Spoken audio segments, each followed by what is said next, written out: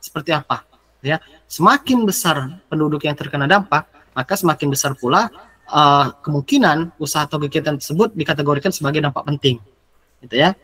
Kemudian luas wilayah penyebaran dampak seperti apa? Ya, luas wilayah penyebaran dampak ini itu bukan contoh di tambang ya. Itu bukan hanya bagian site-nya saja, bukan hanya bagian penggaliannya saja, tidak.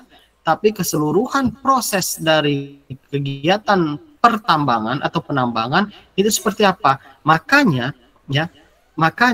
mobilitas dari alat-alat berat, mobilitas dari dump truck gitu ya, mobilitas dari kendaraan-kendaraan perusahaan itu termasuk dalam wilayah penyebaran dampak. Ya, wilayah penyebaran dampak. Makanya PTBA tambangnya itu di Muara Enim, di Tanjung Enim.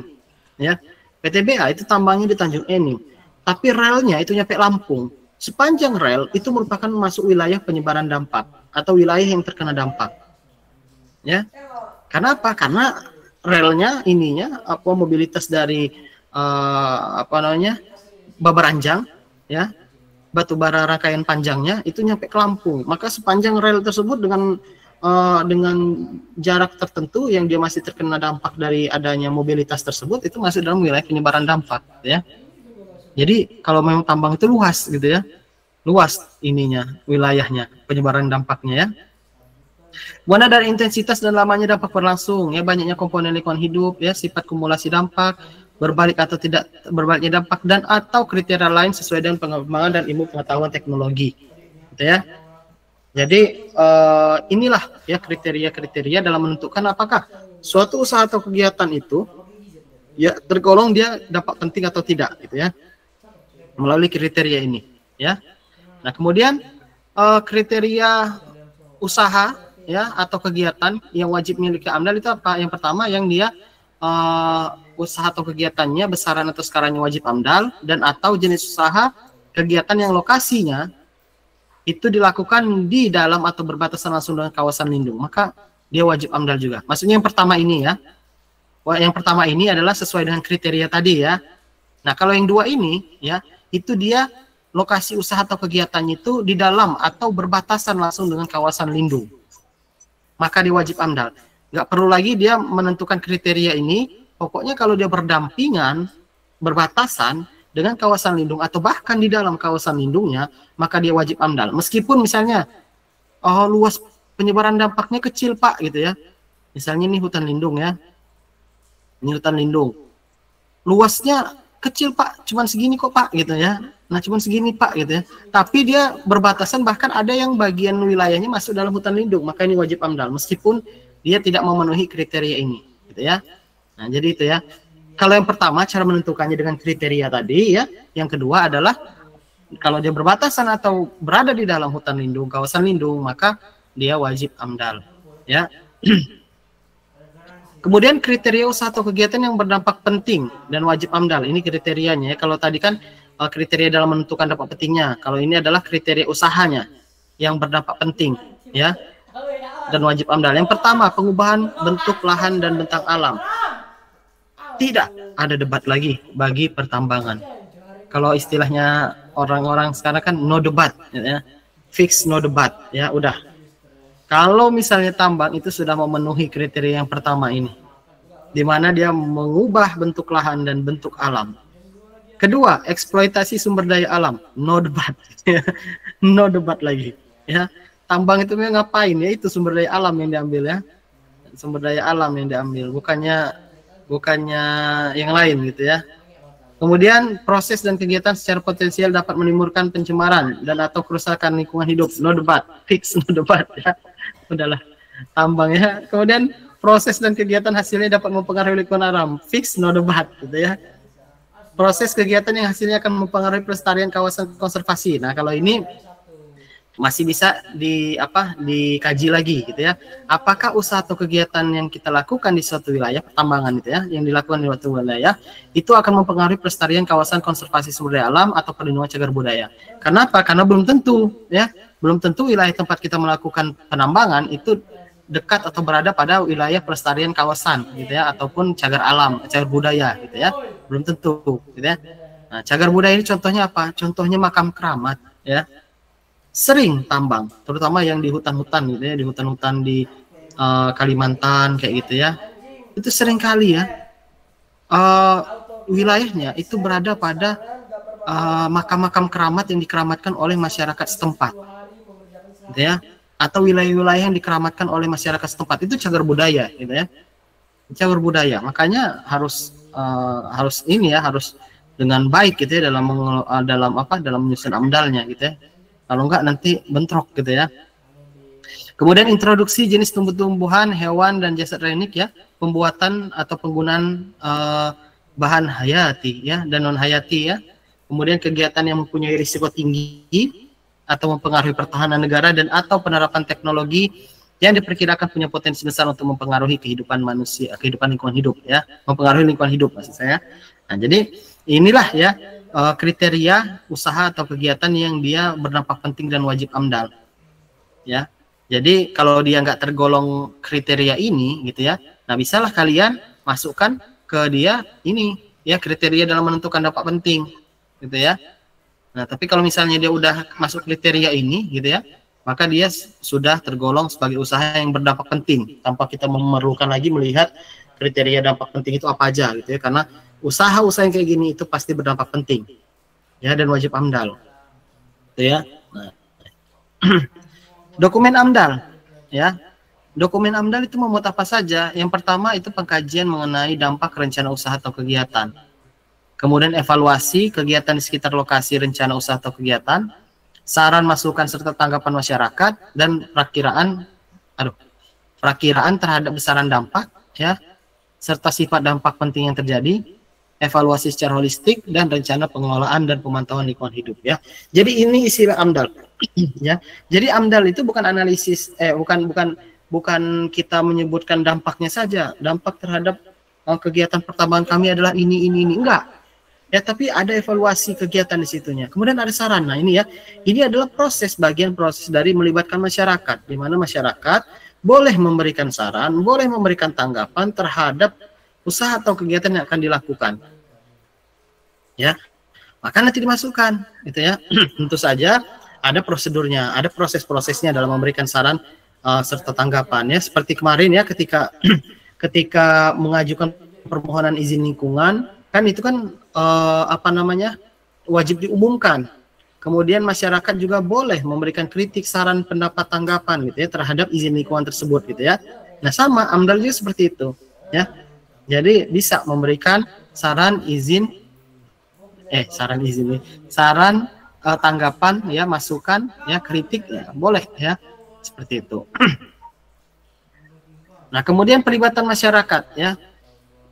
Bagaimana bentuk pelibatan masyarakatnya ini dalam penyusunan AMDAL?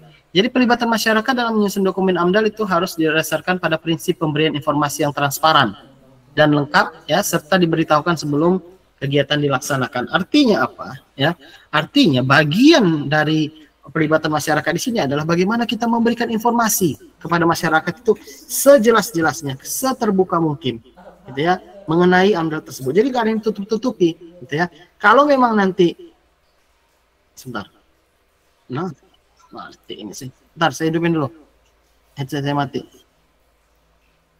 Lowbat ya. Nah, jadi ketika kita menyusun AMDAL ya, maka disebutkan kalau memang ada dampak ini ya disampaikan saja informasinya, transparan saja gitu ya. Kalau misalnya kita akan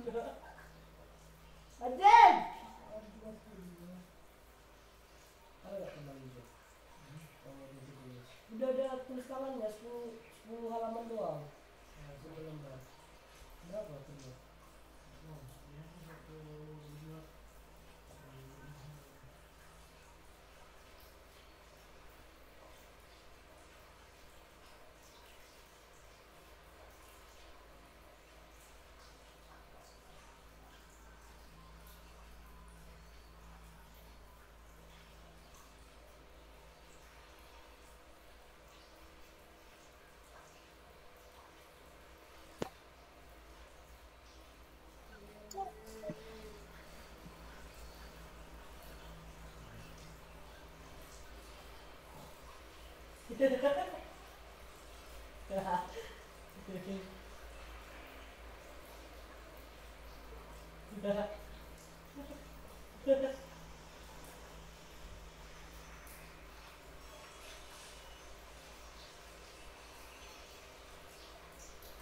Tolong.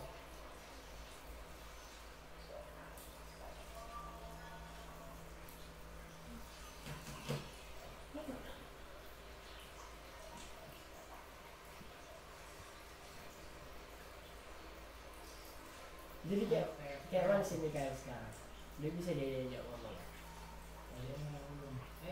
Dia nggak bisa ngomong, cok. Ngomong sih dia. Di rumah ada. Oh, Ada juga. jadi gimana reaksi dia? Kaget nggak ya? Karena Ya sekarang dengan kondisi yang sekarang. kondisi itu. Karena yang itu kalau rumah ada yang juga. Iya sih.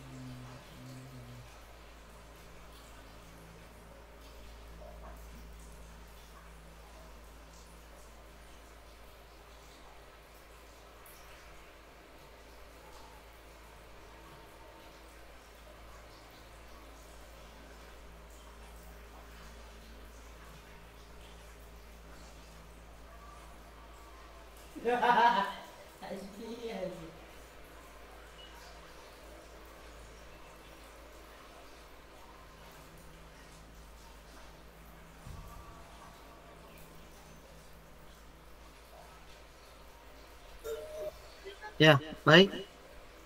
Barusan ini apa namanya mati listrik sehingga sinyal wifi-nya menghilang ya. Oke, sudah kembali normal ya. Saya lanjutkan ya.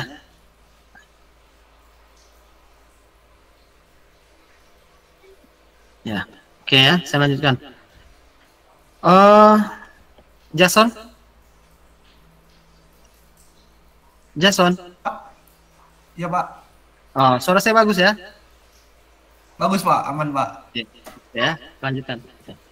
Kenapa saya nanya Jason? Soalnya Jason yang dari tadi ngejawab ya, daripada saya nanya yang lain tapi nggak ngejawab, mending saya langsung nanya sama Jason gitu ya, karena dia yang interaktif gitu ya. Nah, sehingga tenang Jason ya, nanti ada reward untuk kamu ya di akhir perkuliahan ya, rewardnya ya, tapi bukan barang ya, tenang aja, tapi berupa nilai gitu ya. Oke Jason ya. Baik Pak. Oke ya. Ya, nanti ingatkan aja saya ya.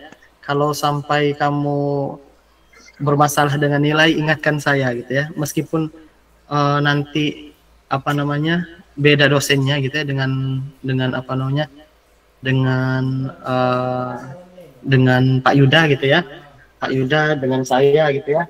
Beda dosen nanti kan setelah UTS Pak Yuda, tapi nanti setidaknya nilai kamu yang sebelum UTS bilang sama saya ya kalau ada masalah. Iya. Ya kalau nggak bagus-bagus amat ya nanti saya bagusin dikit lah kalau memang bermasalah. Baik, saya lanjutkan ya. Ya pelibatan masyarakat ya. Nah kemudian ya, sebentar, gerah ya.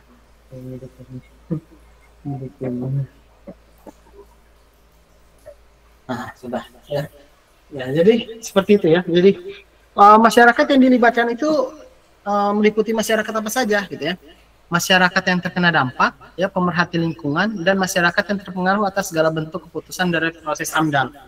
Ya, jadi masyarakat yang dilibatkan ini bukan masyarakat yang sembarangan gitu ya, tapi masyarakat yang dia terkena dampak gitu ya, kemudian pemerhati lingkungan hidup, dan masyarakat yang terpengaruh. Ini di undang-undang yang lama sebenarnya ya.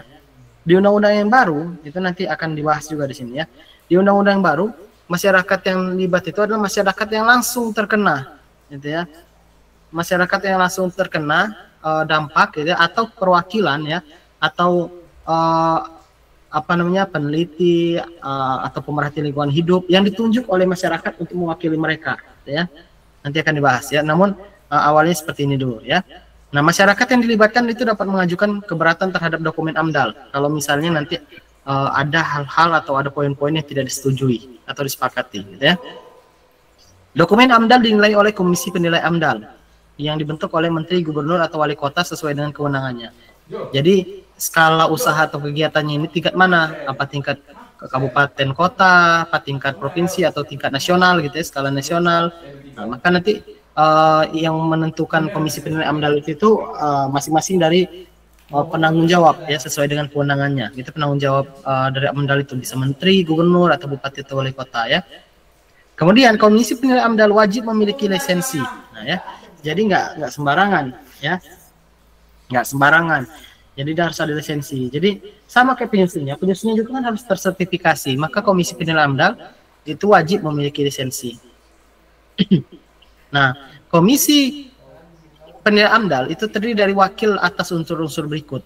Ya, pertama dia ada dari instansi lingkungan hidup, ya, instansi teknis terkait, gitu ya, pakar di bidang pengetahuan, gitu ya. Makanya seringkali ya, ini biasanya yang sudah prof gitu ya, yang sudah profesor itu diminta untuk menjadi komisi penilai AMDAL, atau yang sudah doktor gitu ya, doktor tapi sudah berpengalaman di bidang AMDAL gitu ya. Nah, itu seringkali diminta untuk menjadi komisi penilai AMDAL. Ya. Kemudian pakar di bidang pengetahuan yang terkait dengan dampak yang timbul. Nah, jadi misalnya dampaknya itu kan terhadap lingkungan gitu ya. Dampaknya itu berupa pencemaran terhadap air, terhadap lingkungan, terhadap udara gitu ya. Maka nanti misalnya komisi penilai AMDAL-nya itu ada pakar dari teknik lingkungan gitu ya. Atau nanti misalnya kayak air asam tambang gitu ya.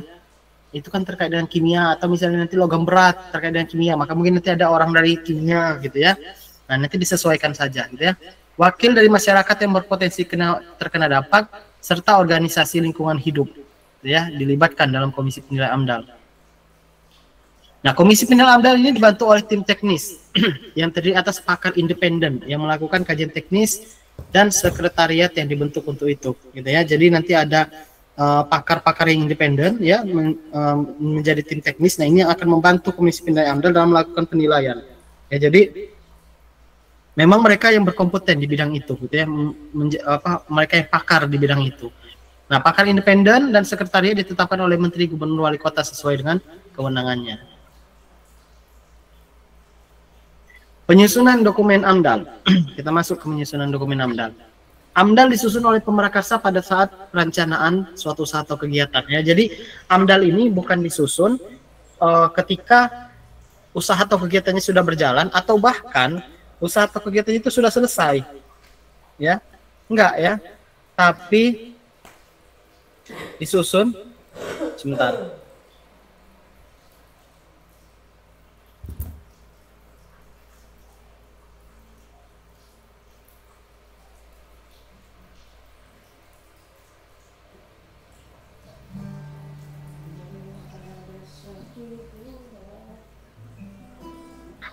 Bentar ya.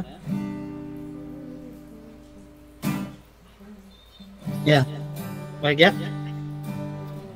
Jadi disusun ketika perencanaan gitu ya. Bukan bahkan ketika udah selesai atau misalnya lagi berjalan, enggak, tapi sebelum ya. Sebelum, kenapa? Karena kan kita mau menganalisis dampaknya dulu. Sehingga kita bisa menentukan kelayakan lingkungan hidup ya. Apakah usaha atau kegiatan tersebut layak secara lingkungan hidup atau tidak layak. Kalau tidak layak seperti apa, Pak? Ya, ada dua kemungkinan ya. Bisa dia nggak berjalan usaha atau kegiatannya, atau usaha atau kegiatannya kita perkecil dampaknya gitu ya. Perkecil dampaknya ya, entah misalnya karena misalnya terlalu luas ya wilayahnya gitu ya. Kemudian dampaknya ini ya kita perkecil misalnya seperti itu gitu ya, contohnya ya. Nah, tapi biasanya kalau misalnya AMDAL itu sudah dikaji secara komprehensif gitu ya, kemudian dinilai secara detail ya, kemudian solusinya juga secara detail, maka biasanya ya nggak ini ya, nggak nyampe, dia nggak dijalankan, tapi mungkin ada revisi misalnya di bagian dampaknya gitu ya, di bagian yang dampaknya itu mungkin kurang mendalam, maka minta direvisi kayak gitu ya, gitu. Kalau misalnya dia benar-benar dinilai secara baik gitu ya AMDAL-nya gitu ya. Nah, lokasi rencana usaha atau kegiatan itu wajib sesuai dengan tata ruang ya. Ya iya dong ya, masa tata ruangnya misalnya cuma 2 hektar tapi usaha atau kegiatannya 5 hektar gitu ya.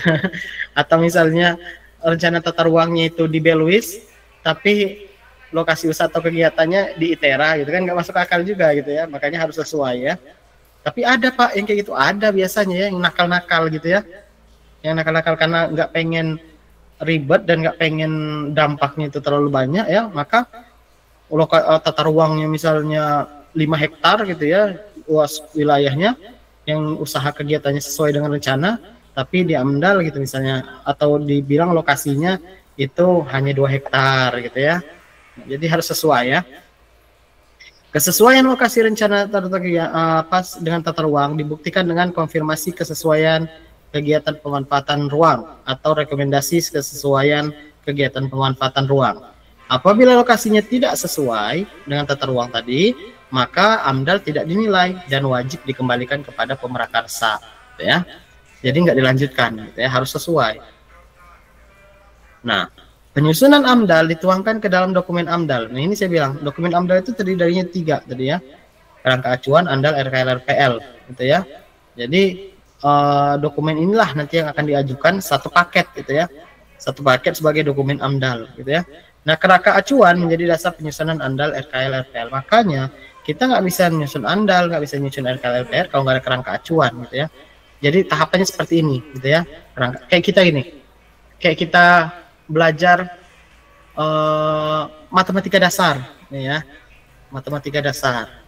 Kemudian matematika dasar ini menjadi syarat untuk kita belajar ALE ya.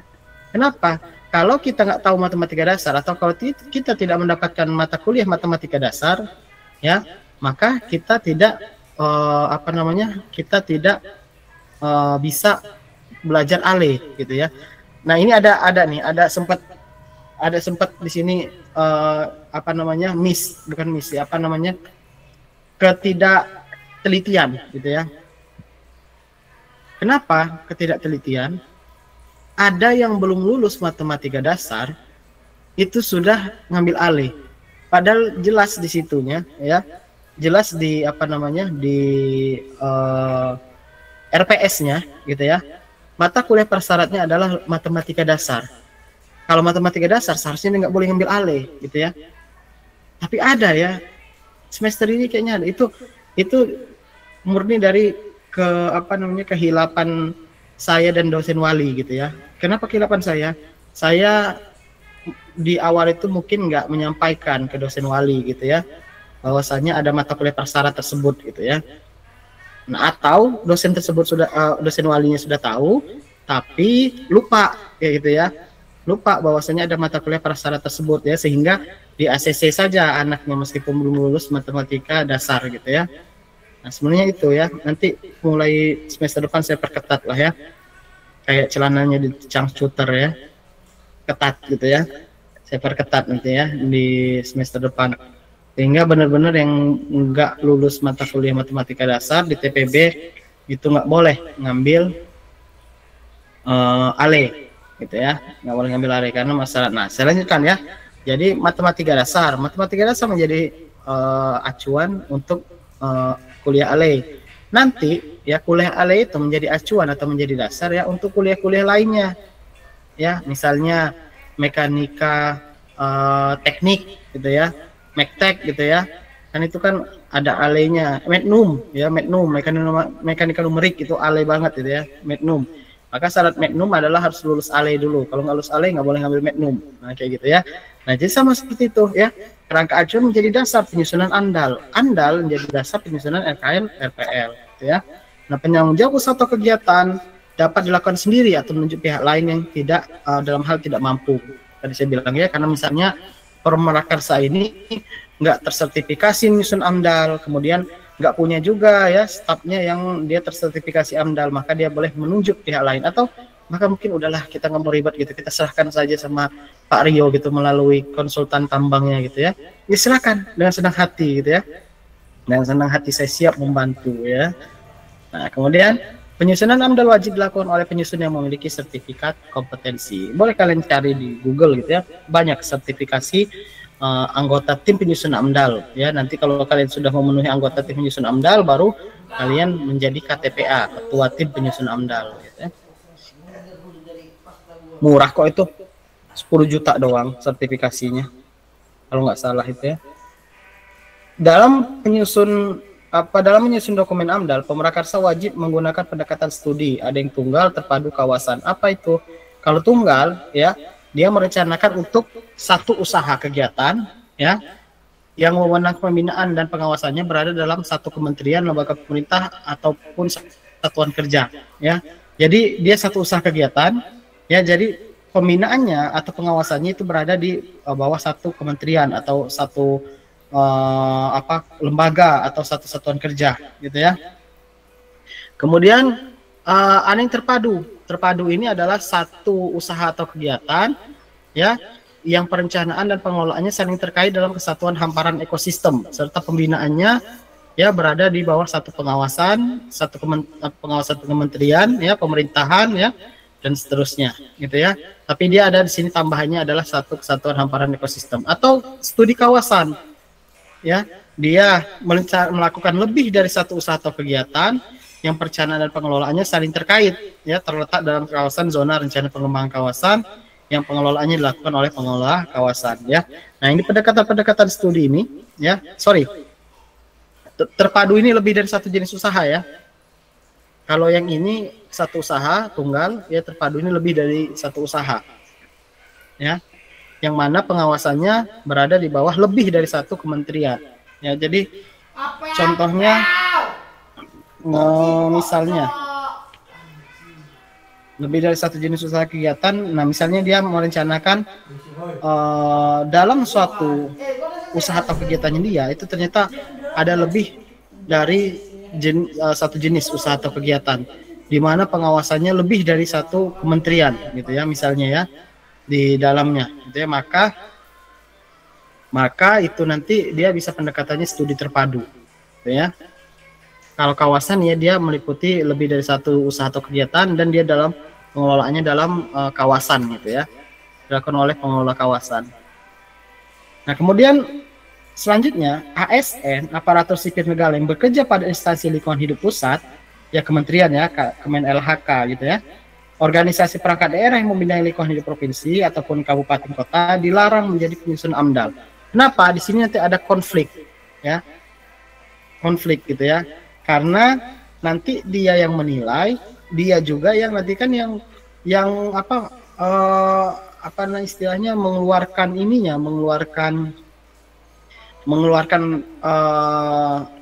persetujuannya, ya, bahwasanya misalnya ini layak lingkungan hidup, gitu ya. Dan kan yang ngeluarin kan bisa kementerian, ya, ataupun organisasi perangkat daerah di provinsi ataupun daerah yang membidangi lingkungan, gitu ya. Nah, tergantung wewenangnya siapa, gitu ya. Mereka kan nanti yang melakukan melakukan penilai AMDAL, gitu ya, melakukan penilaian atau mengeluarkan kelayakan lingkungan. Kalau mereka menjadi penyusun AMDAL, gitu ya, itu kan ada konflik di situ nanti, ya. Mereka yang nyusun, ya, bisa aja lolos, gitu ya, karena mereka yang nyusun, mereka yang nilai, gitu, istilahnya dari rakyat oleh rakyat. Dari rakyat oleh rakyat, gitu ya. Jadi mereka yang nyusun, mereka yang nilai, ya sudah, gitu ya. Ya sudah, gitu, selesai, gitu ya. Sama aja itu, ya, kayak undang-undangnya, undang-undang apa itu, ya. Mereka berada dalam satu kolam, gitu ya. Orang-orang mereka yang di kolam itu yang nyusun, orang-orang mereka yang di kolam itu juga yang melakukan persetujuan di DPR. Ya sudah. Apa nggak enak, gitu ya? Apa nggak enak, gitu. Apalagi kalau misalnya partai-partai parlemen, ya, itu semua berada dalam satu kolam. Ya udah, tinggal nyusun undang-undang, gampang. Nanti di DPR pasti lolos, gitu ya. Pasti lolos, gitu ya. Karena ya itu tadi, ya, dari mereka untuk mereka, gitu ya. Nah, jadi seperti itu. Kemudian ASN yang bekerja instansi lingkungan di pusat, kemudian daerah, ya, provinsi ataupun kabupaten kota, bertindak sebagai penanggung jawab usaha atau kegiatan dapat menjadi penyusun AMDAL, ya. Kalau dia yang bertindak sebagai penanggung jawab usaha atau kegiatan bisa menjadi penyusun AMDAL. Contoh, kalian ada yang ASN, gitu ya, nantinya kan daftar CPNS, gitu ya, keterima di Kemen LHK misalnya. Nah, kemudian kalian itu punya tambang, ya, ternyata kalian itu menikah sama anaknya Pak Haji Isam, gitu ya. Pak Haji Isam, ya. Nah, kemudian menikahlah, kalian dikasih tambang sama Pak Haji Isamnya, ya. Kemudian kalian mau menyusun AMDAL, boleh kalian menyusun AMDAL. Karena kalian yang menjadi penanggung jawab tambang itu gitu ya. Tambang itu punya kalian gitu ya. Jadi bolehlah nyusun AMDAL ya.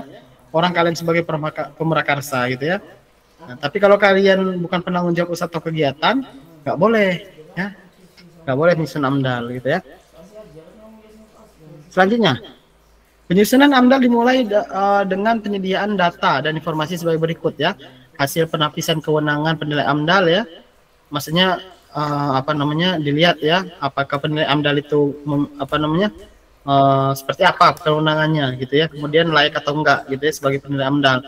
Deskripsi ya, rencana usaha atau kegiatan, rona lingkungan hidup awal di dalam dan di sekitar lokasi, dan hasil pengumuman konsultasi publik. Ini konsultasi publik yang saya bilang tadi ya, yang mengumpulkan masyarakat itu ya.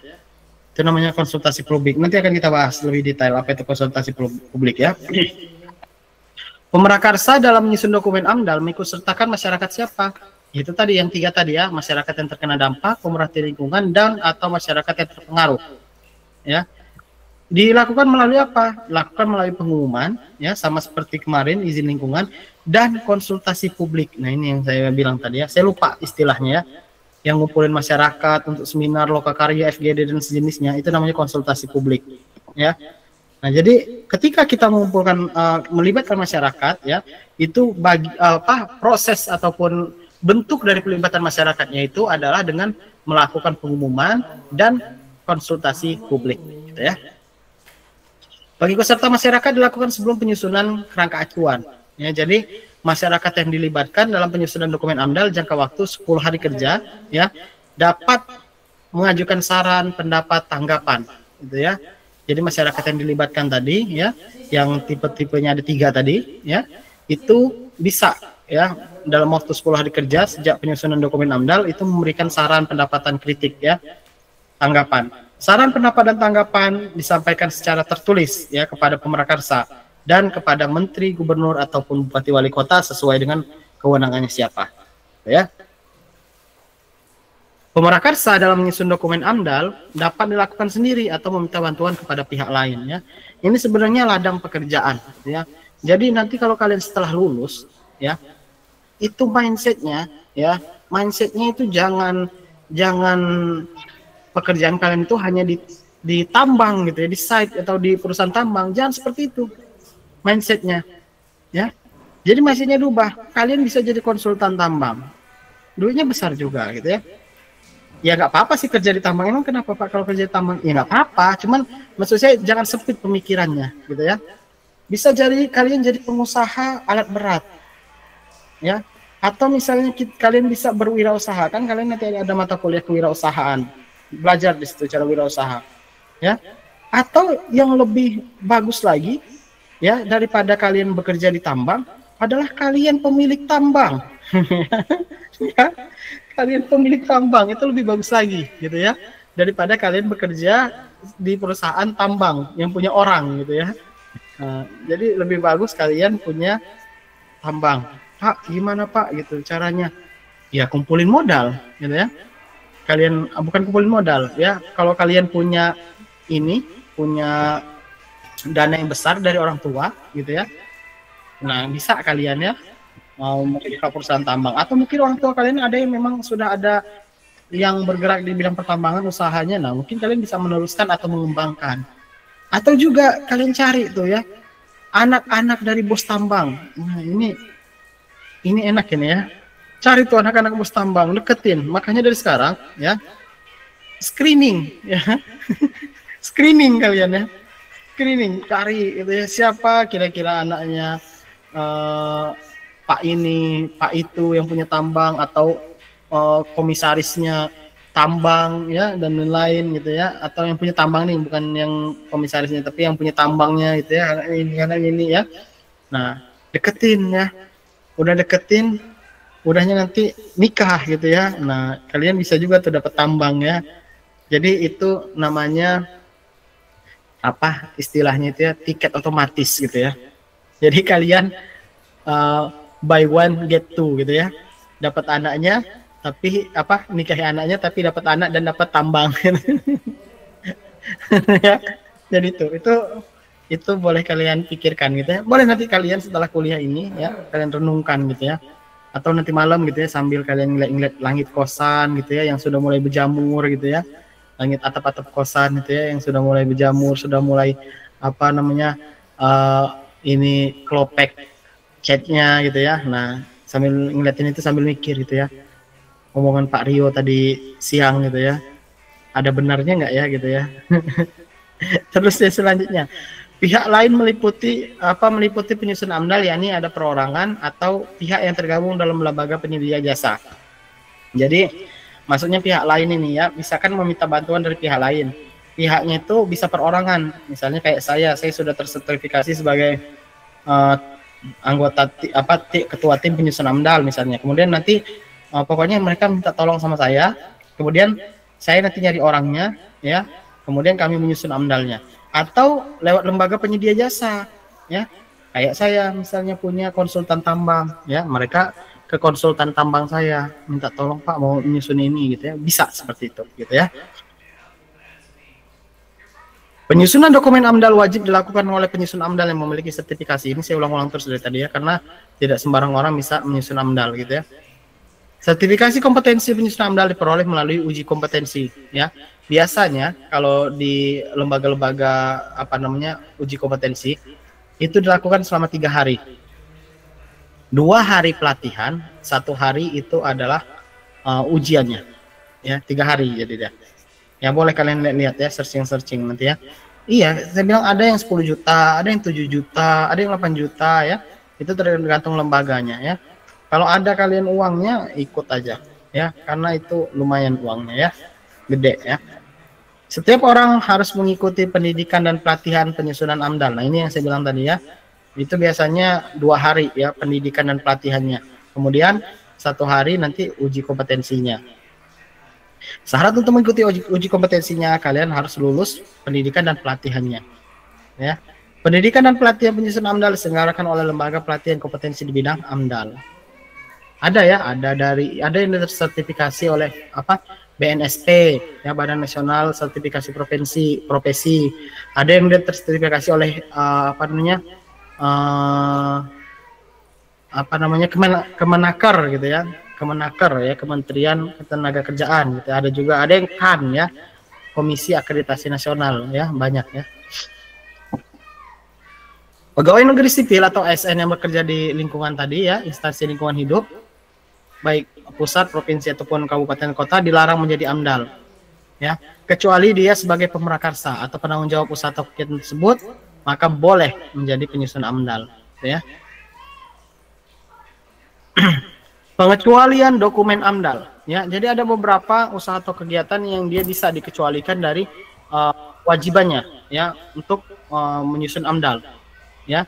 Jadi kegiatan yang penting ya, berdampak penting terhadap lingkungan hidup dikecualikan dari AMDAL. Jadi meskipun dia berdampak penting, tapi bisa dikecualikan. Apa? Yang pertama adalah lokasi rencana usaha atau kegiatannya berada pada kabupaten atau kota yang memiliki rencana detail tata ruang yang telah dilengkapi dengan kajian lingkungan hidup strategis atau KLHS, ya, yang dibuat secara komprehensif, ya, dan secara rinci.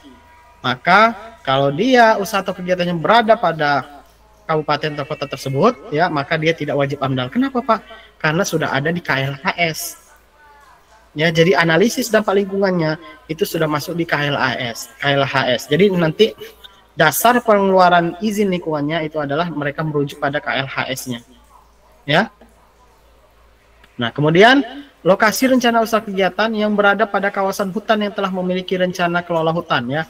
Nah, sebenarnya sama kayak yang kabupaten atau kota tadi yang memiliki KLHS. Nah, ini berada di hutan yang dia memiliki rencana kelola hutan yang telah dilengkapi oleh KLHS juga. Gitu ya. Kalau tadi kan berada di kabupaten atau kota yang ada KLHS-nya, ini berada pada hutan yang ada KLHS-nya juga. Ya, tapi dia secara komprehensif dan rinci, ya, disusunnya. Maka dia tidak wajib AMDAL atau pengecualian dikecualikan dari AMDAL boleh, ya. Program pemerintah atau pemerintah daerah yang telah memiliki kebijakan, rencana dan program berupa rencana induk yang telah dilengkapi dengan KLHS, ya. Nah, ini boleh juga program pemerintah ini, ya. Kalau dia udah ada KLHS-nya, ya, maka tidak perlu lagi AMDAL. Rencana usaha atau kegiatan yang dilakukan di dalam dan atau berbatasan langsung dengan kawasan lindung yang dikecualikan. Ya, jadi kan tadi kan kalau misalnya berada dalam kawasan lindung atau berbatasan kawasan lindung wajib AMDAL, ya kan? Cuman kalau dia kawasan lindung yang dikecualikan, maka bisa aja dia pengecualian AMDAL, ya. Merupakan kegiatan pemerintah atau pemerintah daerah yang dilakukan dalam rangka penelitian dan bukan tujuan komersil, ya. Contoh, ya, misalnya saya mau melakukan penelitian di suatu wilayah, tapi tidak ada keuntungan pribadi, gitu ya. Maksudnya saya nggak ngejual barang, gitu ya. Saya tidak melakukan usaha yang dia bisa menghasilkan keuntungan, enggak, tapi murni untuk penelitian, ya. Maka dia tidak perlu AMDAL, ya. Tapi ini kegiatan pemerintah, ya, atau pemerintah daerah. Jadi misalnya pemerintah daerah, Pak Rio, tolong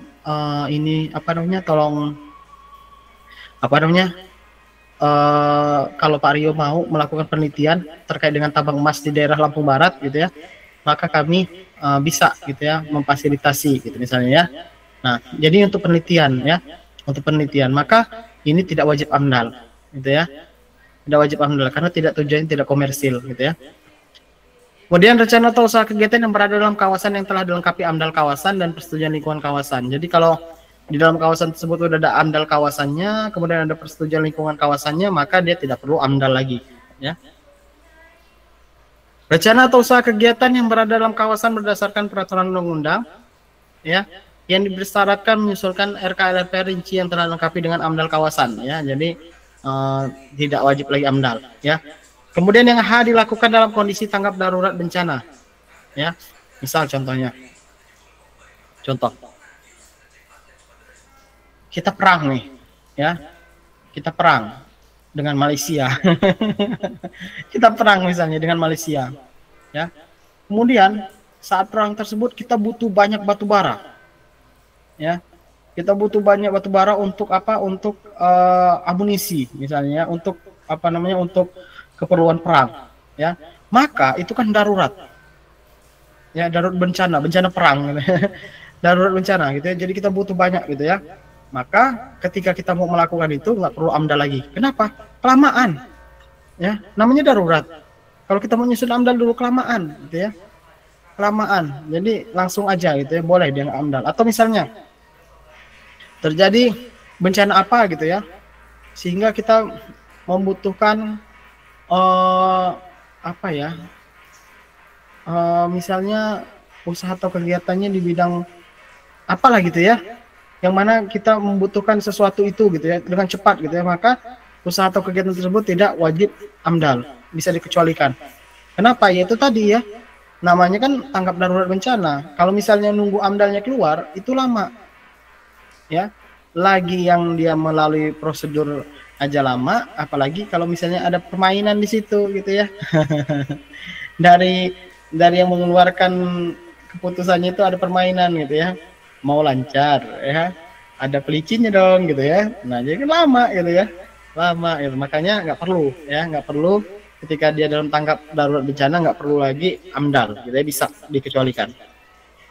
Dalam rangka pemulihan fungsi lingkungan hidup, ya, jadi kalau pemulihan lingkungan hidup itu boleh, ya, di mana usaha atau kegiatannya tersebut di kawasan yang tidak dibebani perizinan berusaha, artinya dia nggak perlu izin usaha, gitu ya. Nah, boleh, gitu ya, dia nggak perlu AMDAL.